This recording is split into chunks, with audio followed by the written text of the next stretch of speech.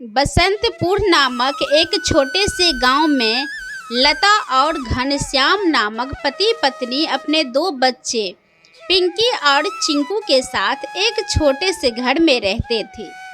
घनश्याम सेठ धनीराम के यहाँ खेतों में मजदूरी का काम करता था और लता गांव के एक बंगले में खाना और साफ सफाई का काम करती थी।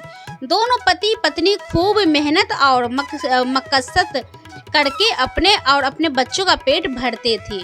यूँ तो हमेशा ही गर्मी के समय 40 डिग्री तक तापमान चला जाता था, लेकिन इस साल तापमान बहुत ज़्यादा बढ़ गया था, जिस वजह से बसंतपुर गांव के लोग बहुत ज़्यादा परेशान थे। दिन हो या रात हो, लोग गर्मी से बेहाल थे। इस साल तो बहुत ज़्यादा गर्मी पड़ रही है। इतनी कड़ी धूप में काम करना बहुत मुश्किल हो गया है। घर से निकलते ही पसीना बारिश की तरह टपकने लगता है। इतनी भारी गर्मी में तो काम पर भी जाने का मन नहीं करता। ना जाने इस साल की गर्मी कैसे कटेगी। चलो अच्छा है, मैं काम पर जाता हूँ, वरना सेठ गुस्सा करेंगे। घनश्याम मजदूरी पर चला जाता है। पिंकी और एक सरकारी स्कूल में पढ़ते थे। लता पिंकी को स्कूल छोड़कर काम पर चली जाती थी। उस बंगले में मालकिन हेमलता और मालिक रामचंद्र अपने दो बच्चे टीना और शिवम के साथ रहते थे।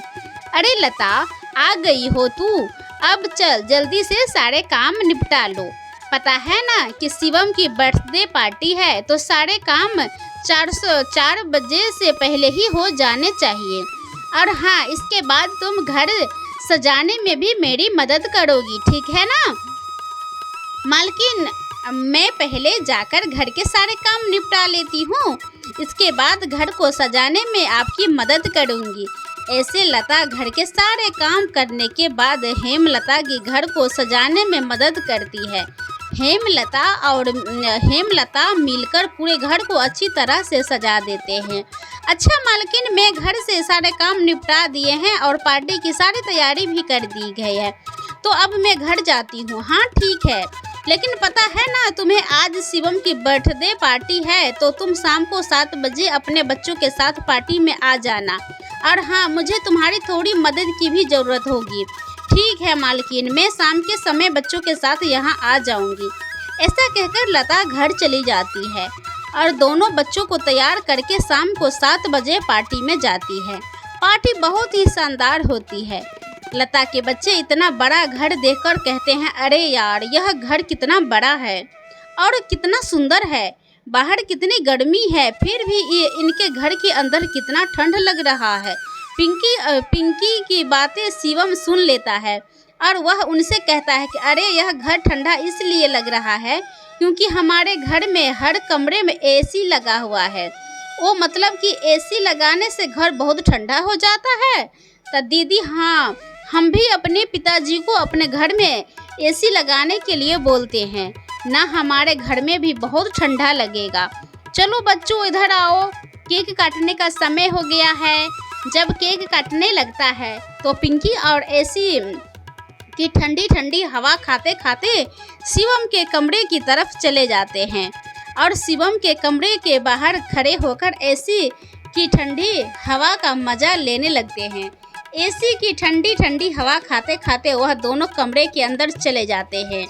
दीदी, यह कमरा तो सबसे ठंडा है, इसमें कितनी ठंडक है। और दीदी, यह देखो, यह बिस्तर कितना सुंदर है, बिल्कुल मखमल जैसा। दोनों बेड पर बैठ जाते हैं और ठंडी ठंडी हवा का आनंद लेते हैं। देखते ही देखते 15 मिनट बीत जाते हैं और आराम करते करते कब दोनों की आंख लग जाती है, उन्हें पता ही नहीं चलता है। इतने ही देर में अचानक से शिवम की बहन टीना में आज कमरे में आ जाती है और वह पिंकी और दोनों को शिवम की बेड पर लेटा देखकर जोर से भड़कती है। यह दोनों मेरे कमरे में क्या कर रहा है? माँ, इधर आओ, देखो, यह दोनों मेरे बेड पर क्या कर रहा है? टीना की आवाज़ सुनकर हेमलता कमरे में आती है। तुम दोनों अभी के अभी मेरे बेड से उठो। पिंकी और हेमलता की आवाज़ सुनकर जग जाते हैं। लता भी हेमलता की आवाज़ सुनकर भागी भागी आती है। क्या हुआ मालकिन? अब बहुत जोर से नीचे आवाज़ आ रही है, क्या हुआ? यह पूछ। क्या नहीं हुआ? देख नहीं रही है तू? तेरे बच्चे ने अपने गंदे मैले बदबूदार कपड़ों से मेरा पूरा बेड गंदा कर दिया है। तेरे बच्चों ने एसी देखा नहीं है क्या? सोने चले जाते हैं मेरे बेड पे। हद होती है यार। अरे यार, मैं तो तेरे बच्चों को इसलिए बुलाया था कि इनका भी थोड़ा मन लग जाएगा। इन्होंने कभी ऐसी पार्टी लाइफ में देखी नहीं होगी। यह भी देख लेंगे, पर यह तो अपनी औकात ही भूल गए हैं। यह हमारा घर है, कोई धर्मशाला नहीं है कि तू भी भिखारी हमारे कमरे में आ जाए और आकर के शोर मचाए। तू अभी के अभी अपने बच्चों को निकल। और हाँ, कल से काम पर भी आने की कोई ज़रूरत नहीं है। मालकिन ऐसा मत करो, मेरी बात तो सुनो। बच्चों नादान हैं। मैं वादा करती हूँ आगे से ऐसी दोबारा नहीं होगा। यह मेरी आखिरी भूल समझकर माफ़ कर दीजिए मालकिन। मुझे काम से मत निकालिए मालकिन। इस काम के सहारे तो मेरा घर चल रहा है। यह तेरी सर दर्द है। अब तू यहाँ पर काम नहीं कर सकती। अब तू अपने बच्चों को लेके यहाँ से निकल जाओ। हेमलता और उनके बच्चों को घर से बाहर निकाल देती है और आगे से काम पर आने की भी मना कर देती है। अब लता के पास कोई काम नहीं था। घर का सारा भार अब घनश्याम के कंधों पर आ गया था। हे भगवान, आज तो खाना बनाने के लिए आटा भी नहीं है। अब मैं आटा कहाँ से लाऊं? मेरे पास तो अब और पैसे भी नहीं हैं और जो तनख्वाह घनश्याम जी को मिली थी वह सब घर खर्चे में ख़त्म हो गए हैं। मेरा क्या है? मैं तो पानी पीकर भी सो जाऊंगी, पर बच्चों को क्या भूखे पेट इन्हें नींद कैसी आएगी? आ गए आप। तो घनश्याम आते हैं तो बोलते आ गए आप, राशन ख़त्म हो गया है, आज खाने में कुछ नहीं बना है।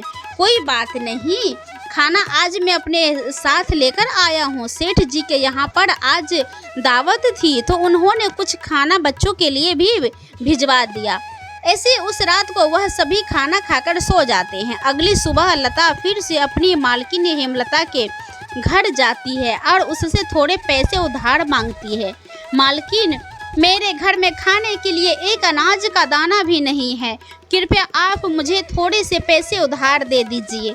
तुझे देने के लिए मेरे पास कोई पैसे नहीं है। वैसे नहीं है, मैंने तुझे पहले ही काम से निकाल दिया था, फिर तेरे यहाँ आने की हिम्मत कैसे हुई? निकल जा यहाँ से और आयदा पर यहाँ आने की मेरी शक्ल अपनी मत दिखाना। हेमलता की कड़वी बातें सुनकर लता का वापस जाने लगती है। तभी उसे रास्ते में एक पोस्टर दिखाई देता है। उस पोस्टर को देख लता वहीं रुक जाती है। पकोड़े बनाने वाले की ज़रूरत है। अधिक जानकारी के लिए इस दिए गए नंबर पर कॉल करें। पकोड़े बनाने तो मुझे आता है, अगर यहाँ मेरी नौकरी लग जाए तो घर का खर्च चलाने के लिए कुछ पैसे आ जाएंगे। सोचकर लता उस पते पर पहुँच जाती है। भैया, मैंने आपका पोस्टर देखा, आपको किसी पकोड़े बनाने वाले की ज़रूरत है? हाँ ज़रूर। तो यह तुम पकोड़ा बना लोगी? क्या तुम्हें पकोड़े बनाने आते हैं? हाँ, सब मुझे कई तरह के पकोड़े बनाने आते हैं, जैसे मिर्च का पकोड़ा, पालक का पकोड़ा, पनीर का पकोड़ा और भी कई प्रकार के पकोड़े मुझे बनाने आते हैं। तो ठीक है, तुम आज से ही काम पर लग सकती हो। ऐसे लता पकोड़े बनाने वाले के साथ काम पर लग जाती है और ग्राहकों को पकोड़े सर्व करने लगती है। ऐसे ही शाम हो जाती है और रमेश के सारे पकोड़े बिक जाते हैं। चलो, आज तो सारे पकोड़े बिक गए हैं। आज तो तुमने पकोड़े सिर्फ सर्व ही नहीं किए, लेकिन कल से तुम्हें पकोड़े बनाने भी होंगे। यहाँ साहब, मैं बहुत ही स्वादिष्ट पकोड़े बनाना जानती हूँ।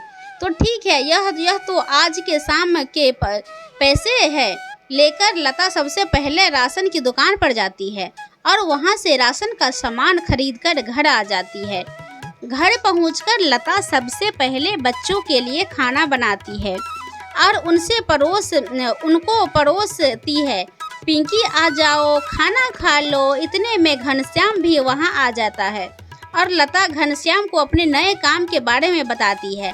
इस तरह से सारे मिलकर खुशी खुशी खाना खाते हैं। अगली सुबह लता बच्चों को स्कूल छोड़कर वापस काम पर चली जाती है। दुकान पर पहुंचकर लता पकौड़े बनाती है। लता के बने हुए पकौड़े ग्राहकों को बहुत पसंद आते हैं। लता के बने हुए पकौड़े खाकर ग्राहक पकोड़े की बहुत तारीफ़ करते हैं। उनको आज के बनाए हुए पकोड़े कल से भी ज़्यादा अच्छे लग रहे थे। रमेश भाई, तुम्हारे आज के पकोड़े का तो कोई जवाब ही नहीं है। इससे स्वादिष्ट पकोड़े मैंने आज से पहले होटल में कभी नहीं खाए हैं।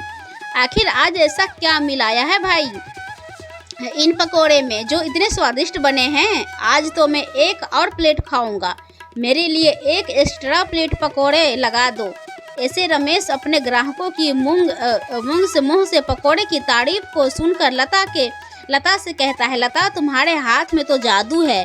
तुम्हारे हाथों के बने पकोड़े खाकर ग्राहक एकदम एक एक्स्ट्रा प्लेट पकोड़े खा रहे हैं। तुमने तो कमाल ही कर दिया। आखिर ऐसा क्या मिलाया है इन पकोड़े में जो ग्राहक इतनी तारीफ कर रहे हैं? साहब जी, कुछ खास नहीं मिलाया है, बस थोड़े से नमक मिर्ची मसाले बराबर मात्रा में डाले हैं। बस ऐसे रमेश के आज के पकोड़े बहुत जल्दी ही ख़त्म हो जाते हैं। आज तो पकोड़े बहुत जल्दी ख़त्म हो गए हैं। कल से हमें और ज़्यादा से ज़्यादा पकोड़े बनाने होंगे। और हाँ, अब हमारी पकोड़े की सेल और ज़्यादा अच्छी होने वाली है, इसीलिए कल मैं दुकान में एसी लगवा रहा हूँ। इससे ग्राहक भी एसी की ठंडी ठंडी हवा में पकोड़े का मज़ा लेंगे और हमारे पकोड़े की सेल और ज़्यादा बढ़ेगी। तुम क्या कहती हो साहब? विचार तो बहुत अच्छा है। अगले दिन रमेश अपनी दुकान में एसी लगवा लेता है और जैसा उसने सोचा था वैसा ही हुआ। एसी लगवाने के बाद रमेश की दुकान पर ग्राहकों की संख्या बढ़ जाती है। ग्राहक ठंडी ठंडी हवा में बैठकर पकोड़े खाने का आनंद उठाते हैं। रमेश के आज भी सारे पकोड़े बहुत जल्दी बिक जाते हैं। शाम के समय जब लता घर वापस आती है, वह और पिंकी का आपस में बातें करते हुए सुनती है। दीदी, उस दिन पार्टी में कितना मज़ा आ रहा था ना? कहाँ हम उस दिन एसी की ठंडी ठंडी हवा खा रहे थे और कहाँ आज हम इतनी गर्मी में बैठे हैं। काश हमारे घर में भी एसी होती तो हम भी अभी एसी की ठंडी ठंडी हवा खा रहे होते। इतने में लता अंदर आ जाती है। अरे पिंकी, तुम दोनों क्या कर रहे हो? तुम दोनों अपने स्कूल का होमवर्क किया? चलो जल्दी से अपना अपना होमवर्क कर लो, मैं खाना बनाने जा रही हूँ। इसके बाद खाना खाकर जल्दी सो जाना। कल तुम्हें सुबह उठकर स्कूल भी तो जाना है ना? ठीक है माँ, हम स्कूल का काम करके आते हैं। ऐसे दिन बीत जाते हैं और लता के हालात पहले से ठीक हो जाते हैं। ऐसे ही एक दिन सुबह लता काम पर जा रही थी तो तभी उसे भंगा की एक दुकान दिखाई दी।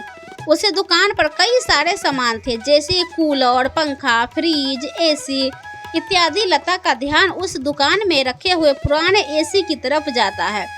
उसे वह बहुत पसंद आता है। वह उस दुकानदार से बोलती है कि भैया, यह एसी क्या दाम है?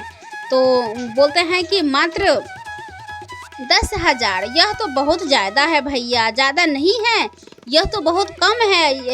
यह सेकेंड हैंड है, इसीलिए अगर नई खरीदने जाओगी तो आपको 20,000 से कम नहीं पड़ आएगी। अच्छा ठीक है, पर यह सही से तो चलेगी? तो हाँ ना, बिल्कुल सही से चलती है। अगर 6 महीने से पहले यह एसी बंद हो जाती है तो इसकी सारी रिपेयरिंग की सर्विस बिल्कुल फ्री होगी। ठीक है, लेकिन इसका सही दाम लगाओ। तो इसके बाद 8,000 दूंगी। अगर तुम्हें देनी है तो दो, मुझे यह एसी 8,000 में दे दो। ठीक है, बताओ कहाँ लगानी है? लता उस आदमी को अपने घर लेकर आती है। वह आदमी लता के घर पहुंचकर एसी को लगा देता है। एसी चालू करते ही ठंडी ठंडी हवा घर में फैलने लगती है। बच्चों भी इस ठंडी ठंडी हवा का मजा उठाते हैं। उस दिन क्या मज़ा आ रहा था। एसी की ठंडी ठंडी हवा, ऐसा लग रहा है कि जैसे बर्फ़ की चादर ढकी है। हमने इतनी कड़ी गर्मी में यह ठंडी ठंडी हवा बर्फ़ की चादर जैसी लग रही है। घर में एसी लगते ही बच्चों बहुत खुश हो जाते हैं। घनश्याम भी घर पर आ जाता है। ओह, आखिर तुमने बच्चों की इच्छा पूरी ही कर दी। कैसे न करती भला, बच्चे तो आखिर मेरी ही जान है। इनसे बढ़कर मेरे लिए कुछ भी नहीं। एसी लग जाने की वजह से बच्चे बहुत खुश होते हैं और लता की कमाई भी अच्छी होने लगती है। लता के बने हुए पकोड़े की वजह से रमेश ने दुकान पर ग्राहकों की भीड़ लगा रहती है। इससे रमेश खुश होकर लता की तनख्वाह बढ़ा देता है। थोड़े दिन बाद घनश्याम भी सेठ धनीराम के यहाँ मजदूरी छोड़कर लता के साथ पकोड़े बनाने लगता है। दोनों को रमेश काफ़ी अच्छी सैलरी देता था, जिससे उसका घर खर्च काफ़ी आसानी से चल रहा था। बच्चे पूरी गर्मी में ऐसे ही ठंडी ठंडी हवा में गुजरते हैं और इस तरह से लोग अपना जीवन खुशी खुशी जीने लगते हैं। दोस्तों, आज की वीडियो अगर पसंद आई होगी तो वीडियो को लाइक करें, सब्सक्राइब करें।